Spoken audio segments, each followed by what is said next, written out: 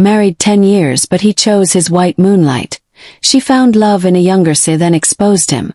For 10 years she gave him everything, her youth, her dreams, her loyalty. She built a home brick by emotional brick, sacrificed her ambitions to raise his while believing love was about growing together. But little did she know, in a quiet corner of his heart, she was never the one he worshipped. She was just stability. The real obsession, the fantasy he never truly let go, was his so-called white moonlight, a woman from his past who disappeared but never quite left his thoughts. And when that woman returned, glowing with mystery and dressed in the perfume of nostalgia, he changed. Subtly at first, missed calls, cold dinners, dead eyes during conversations. Then, a sudden cruelty in the name of honesty. She makes me feel alive. You wouldn't understand. The world tilted beneath her, and she shattered quietly. No fights, no begging. Just a silence that screamed louder than betrayal. She signed the divorce papers with trembling hands, each letter cutting like a blade through the decade they'd built together. People whispered that she should have fought harder, that men wander but always return. But she didn't want a man who left in the first place. She moved out, alone but not broken. Her pain became her fuel. She started working again, dusting off a forgotten business degree and diving headfirst into a cold world with hot ambition. Every sleepless night became a block in the fortress she rebuilt around her heart. Clients noticed her precision, her elegance, and the invisible storm she carried in her eyes. That's when he noticed her too, the young CO. Half a decade younger, but with eyes that had seen darkness and still chosen light. Unlike her ex-husband, he didn't compare her to ghosts from the past. He listened. He laughed. He challenged her. And for the first time she felt something she hadn't felt in years. Wanted, not needed. Their first kiss wasn't soft. It was raw, desperate, a clash between two survivors who'd earned every scar. But just when her heart began to bloom again, life tossed another cruel twist. Her ex-husband returned, disheveled, haunted. His white moonlight had abandoned him. Her illusions shattered. He came crawling back, pleading, claiming he realized who truly loved him. Her hands trembled, not from temptation but fury. Not because she still loved him but because he thought she would still be there, waiting. But she wasn't the same woman anymore. Now she was a storm wrapped in silk. She didn't scream or cry. She simply whispered, "You chose your fantasy. I chose myself." Yet her heart wasn't fully settled. Though the younger CEO brought her laughter and healing, her past lingered like an open wound. She feared falling again. She feared trusting. She feared happiness because it once led to heartbreak. And just when she began to lower her walls, a revelation surfaced. A secret about the young CEO that could shatter everything she thought she knew about him. Was this love another illusion? Or was it finally her turn to be someone's white moonlight? She had rebuilt herself from the ground up, piece by bloody piece. And for the first time in years, she felt like she was breathing in her own skin. But peace, it seemed, wasn't meant to last. Love had returned in a new form. The younger CEO who made her feel seen, protected, even adored. But behind his calm smile was a silence she hadn't yet questioned. He had secrets too. She could feel it, not in the words he said but in the ones he didn't. One evening, as they sat under the stars with wine and slow music humming from the balcony, she asked him, "Why me?" His eyes flickered. Just for a second. Then came his answer. "Because you understand pain, and still choose love." It sounded beautiful, but it didn't erase the whisper of doubt growing louder in her gut. That very night, while he slept, she found a locked drawer in his study. Inside it, files, documents, photos. One stood out, the face of her ex-husband, circled in red ink. Her heart pounded.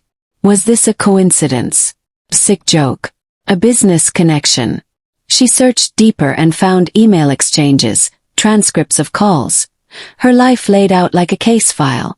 Surveillance, financial histories, even details from her therapy sessions. She dropped to the floor. Her hands shook. Everything went black. When she awoke hours later, The CEO sat calmly on the couch. He didn't deny it. Yes, I knew who you were before I met you, he said coldly. I watched you for months. I studied you. Because I had to make sure you were really done with him. Why? She asked, hollow and shaking. He took a slow breath. Because he destroyed my sister. Left her with a child she had to bury alone. That man ruined lives. And you were his queen. I needed to know whether you were part of the destruction, or a victim of it. Her stomach turned. A rush of memories flooded her. Her ex-husband's late-night absences, his lies, his temper. But she had never known about any woman before her. Child.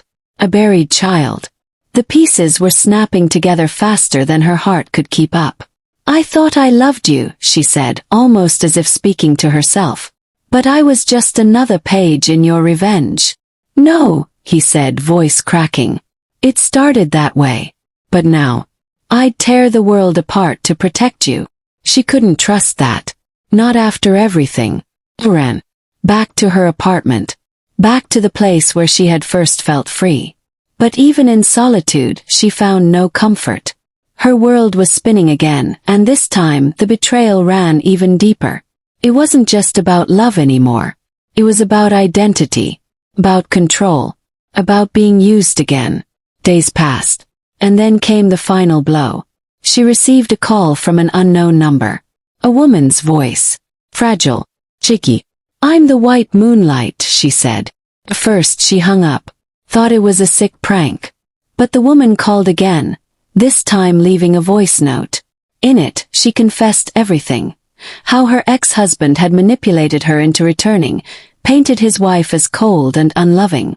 How he had used the Moonlight fantasy to make himself feel powerful, to trigger jealousy. But once they reunited, he showed his true colors. Violent. Possessive. Cruel. He never loved either of us, the woman said. We were both just tools. A silence followed. Then she said, he's missing. I think he's dead. And I think the CEO had something to do with it. Her blood ran cold. That night the CEO came to her door again. Disheveled, vulnerable. I didn't kill him, he said softly. But I wanted to. God, I wanted to. But he's gone and I don't know where. She didn't believe him. Not completely.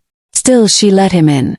Because somewhere between betrayal and truth, love had grown.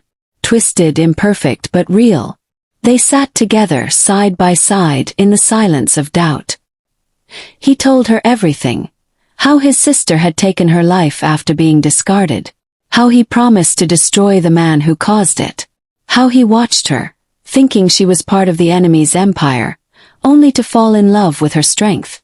And then at last she spoke. I loved you for how you healed me. Not how you hunted him. He cried. I didn't. She was numb now, but clearer than ever.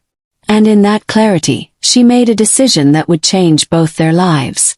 She went to the police. She told them everything about the documents, the files, the woman's call, the missing ex-husband. She handed over evidence.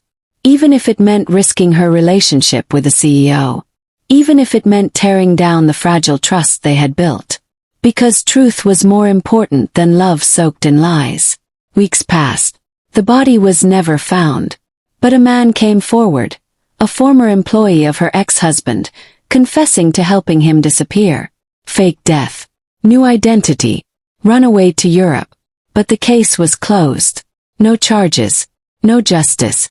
Just silence. And in that silence, the CEO returned once more.